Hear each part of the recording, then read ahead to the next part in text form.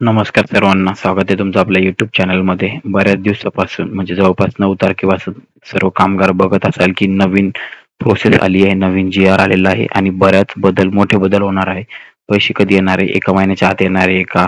कधी येणार आहे? आणि अर्ज मंजूर होण्याची प्रोसेस काय? आमदाराचे आता सर्व अधिकार आले आहेत का? तर या सगळ्या गोष्टी आपण व्हिडिओमध्ये बघणार आहे. शेवटपर्यंत व्हिडिओवर बनवून राहा आणि जर चॅनलवर नवीन असाल तर असेच व्हिडिओ बघण्यासाठी आणि अपडेट बघण्यासाठी चॅनलला नक्की सबस्क्राईब करा.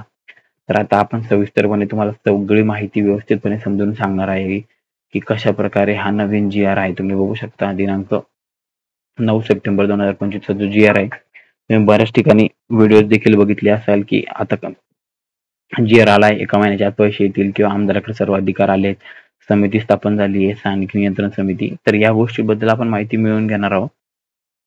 तर चला सुरू करूया चॅनल वरच्या माहितीला.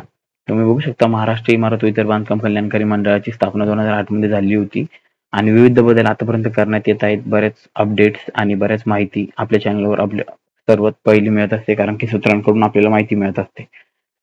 महाराष्ट्र इमारत व इतर बांधकाम कल्याणकारी मंडळांतर्गत बांधकाम कामगार स्थानिक संनियंत्रण समिती, विभागीय संनियंत्रण समिती गठीत करण्याबाबत तुम्हाला माहित आहे की आपण आता ऑनलाईन क्लेम करतो आणि तो तालुका कामगार अधिकारी किंवा सरकारी कामगार अधिकारी यांच्याकडे जातो आणि तो मंजूर किंवा नामंजूर होतो. त्याच्या आधी एकदा व्हेरिफिकेशन देखील होत असते.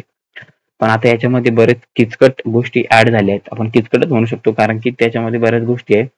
पण एका प्रकारे ते सोपंही आहे, कारण की आमदार आणि त्यांच्या अध्यक्षतेखाली होणारी जी बैठक आहे, समिती तयार होणार आहे आणि त्याच्यावर जी बैठक होणार आहे, त्यामुळे लवकर निर्णय होऊ शकतो असं मला वाटतंय.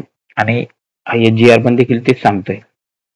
तुम्ही शकता ऊर्जा व कामगार विभागाची प्रस्तावना व्यवस्थिताची इमारत व इतर बांधकाम कल्याणकारी मंडळ सेवा शर्ती अधिनियम 1996 च्या कलम 18 अन्वये 2007 मध्ये राज्यात महाराष्ट्र इमारत व इतर बांधकाम कल्याणकारी मंडळाची स्थापना करण्यात आली होती.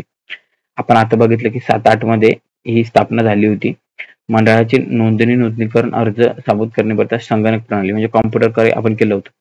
दिनांक 23/09/2021 च्या वाचातील संदर्भ शासन निर्णयान्वये बांधकाम कामगाराची ग्रामीण व शहरी भागात सहजतेने तत्परतेने गती करण्यासाठी ऑनलाईन पद्धत सुरू केली होती. हे पण माहिती तुम्हाला. त्याच्यानंतर ही बाकीची नॉर्मल माहिती आहे. इथं बघू शकता तुम्ही, महत्वाची माहिती आहे. बांधकाम कामगाराची नोंदणी, नूतनीकरण व लाभ मिळण्याकरिता अर्ज सादर केल्याचा तालुका बांधकाम कामगार सुविधा केंद्रामार्फत मूळ कामगाराची तपासणी. तर तुम्हाला माहितच आहे की तालुका सुविधा केंद्र किंवा जिल्हा सुविधा केंद्रावरती जाऊन आपण तपासणी करू शकतो.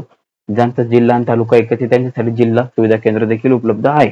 तुम्हाला माहितच आहे. आणि व्हेरिफिकेशन झालं की सर्वात पहिले डॉक्युमेंट चेक करतात, त्याच्यानंतर बायोमेट्रिक फोटो घेतात आणि बोटाचे ठसे घेतात आणि त्याच्यानंतर मग ते व्हेरिफिकेशन होतं. जर काही चूक असली तर ते शेरा देतात. तुम्हाला माहितच आहे. आता तुम्ही बघू शकता की बांधकाम कामगारांच्या विभाग संनियंत्रण समिती स्थापन करण्याची शासनाच्या विचाराधीन होती. बांधकाम कामगारांच्या एकात्मिक कल्याणकारी मंडळ स्थापनेवर प्राप्त होणाऱ्या नोंदणी, नूतनीकरण लाभाच्या अर्जावर निर्णय घेण्याकरिता स्थानिक संनियंत्रण समिती व विभागीय संनियंत्रण समिती गठीत करण्यास शासनाने मान्यता दिली आहे. तुम्ही बघू शकता की आता ही तालुका लेवलला जी कमिटी आहे ती बनण्यात येणार आहे. त्यामध्ये स्थानिक आमदार, जो विधान परिषदेचे जे विधानसभा सदस्य जे आमदार आहेत ते अध्यक्ष असणार आहे.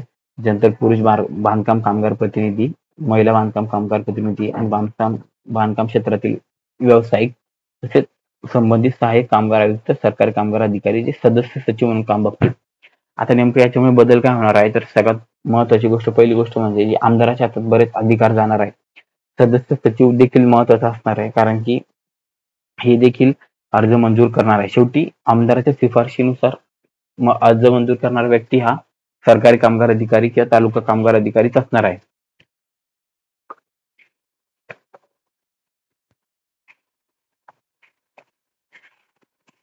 सर्वात पहिली यांची एक बैठक होणार दर महिन्याच्या 10 किंवा 15 तारखेला.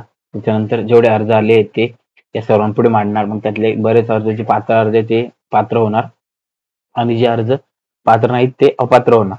तर अशा प्रकारे ही समिती आहे, आपण पुढे त्याच्याबद्दल बघणारच आहे. या समितीचे संपूर्ण सदस्य सचिव, सहाय्यक कामगार अधिकारी यांना नोंदणी अधिकार म्हणून घोषित करण्यात आले आहे. आतापर्यंत जे अधिकारी मंजूर करत होते त्यांनाच नोंदणी अधिकारी म्हणून घोषित करण्यात आलेलं आहे. म्हणजे यामध्ये तेवढा काही बदल नाहीये. पण हे वरचे जे 5 लोक आहेत की जे आमदार आहेत आणि आमदारांनी नियुक्त केलेले लोक आहेत, हे शिफारस करतील की कोणता अर्ज मंजूर करायचा किंवा कोणता अर्ज मंजूर नाही करायचा.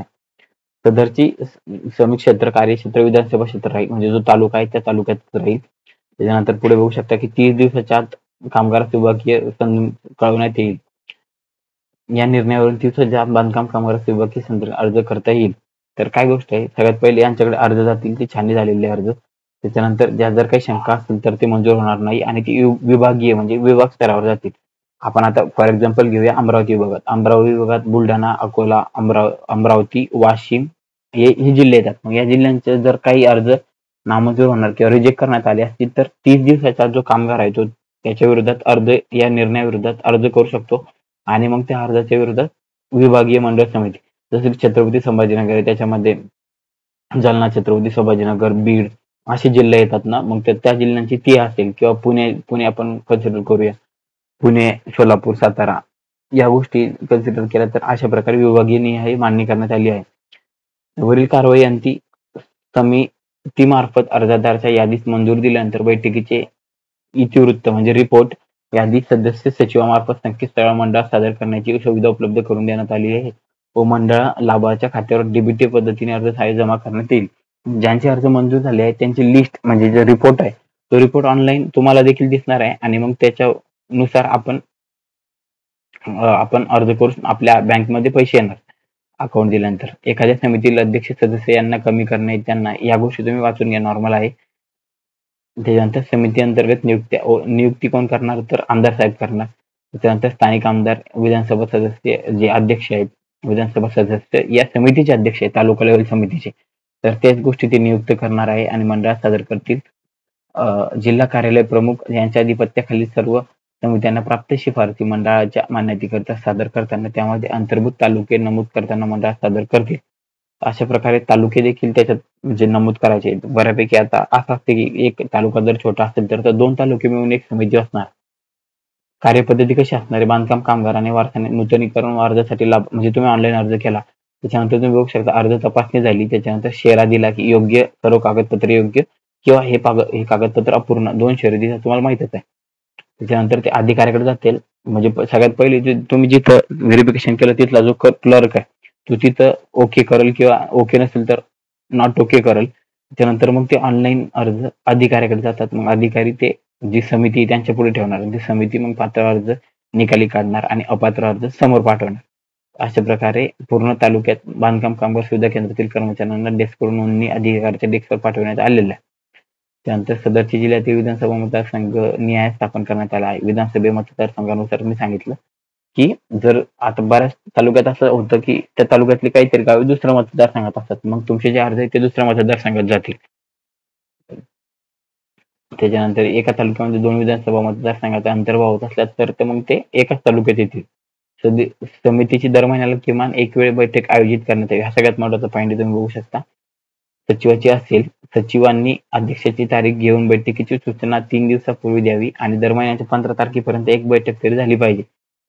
दर महिना अखेर प्राप्त अर्ज समिती समोर स्थापन करण्याच्या 1 तारखेपर्यंत बैठक आयोजित करण्यात यावी.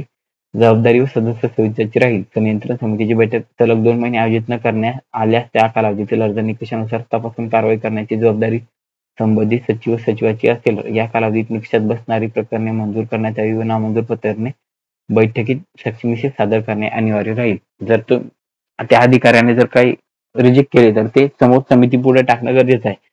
माननीय मंत्री कामगार यांनी शिफारस केलेली व्यक्ती, आता ही बांधकाम कामगार विभाग समिती हे आपल्या एवढं काही महत्वाचं नाहीये, पण त्याच्यामध्ये कामगार मंत्री यांनी केलेली व्यक्ती, त्याच्यानंतर बाकीचे कामगार प्रतिनिधी, अशासकीय प्रतिनिधी, पुरुष महिला मालक प्रतिनिधी आणि संबंधित विभागाचा जो कामगार आयुक्त आहे, विभागाला आयुक्त असतो, तो आयुक्तच नामंजूर अर्ज मंजूर करेल. मंडळाच्या शिफारशीनुसार जो डॉक्टर ऍडव्होकेट आकाश फुंडकरजी मंत्री साहेब आहेत ना आपले कामगार मंत्री, ते जे नावं देतील त्यांच्या शिफारशीनुसार त्या गोष्टी पुढे होणार आहेत. मग त्याच्यानंतर जी समिती ती अर्ज मंजूर किंवा नामंजूर करेल. समितीची कार्यक्षमता तुम्ही वाचून घ्या, नॉर्मल आहे. समितीच्या बैठका देखील वारंवार होतील. तर संपूर्ण हा निर्णय होता. निर्णयाचे स्वागत आहे. निर्णयाबद्दल काही दुरावा नाही. लवकर प्रोसेस करण्यासाठी नक्की मदत होईल, पण फक्त ज्या बैठका आहेत ते वारंवार लवकर झाल्या पाहिजे आणि लवकर अर्ज निघले पाहिजे आणि जास्तीत जास्त पात्र अर्ज जे आहेत ते पात्र झाले पाहिजेत. नाहीतर मग विनाकारण कारणे दाखवून चुकीच्या पद्धतीने जर अर्ज रिजेक्ट होत असेल किंवा नाकारले जात असेल तर ती एक चुकीची गोष्ट आहे, ज्याच्यामुळे कामगारांना बऱ्याच हेलपाटे वगैरे मारावं लागू शकते. बऱ्याच वेळेस ऑफिसचे चक्कर काटणं. तुम्हाला काही अडचण असेल तर नक्की सांगा. आणि पैसे पण देखील आता पैसे येण्याचा कालावधी देखील कमी होणार आहे. बरेच स्कॉलरशिप मंजूर होत आहे. आपल्या चॅनलवर देखील आपल्याकडे देखील यादी आहे जिल्ह्यानुसार. तर तुम्हाला काही अडचण असेल कमेंट करा आणि नक्की अशाच अपडेट मिळवण्यासाठी चॅनलला सबस्क्राईब करा. धन्यवाद.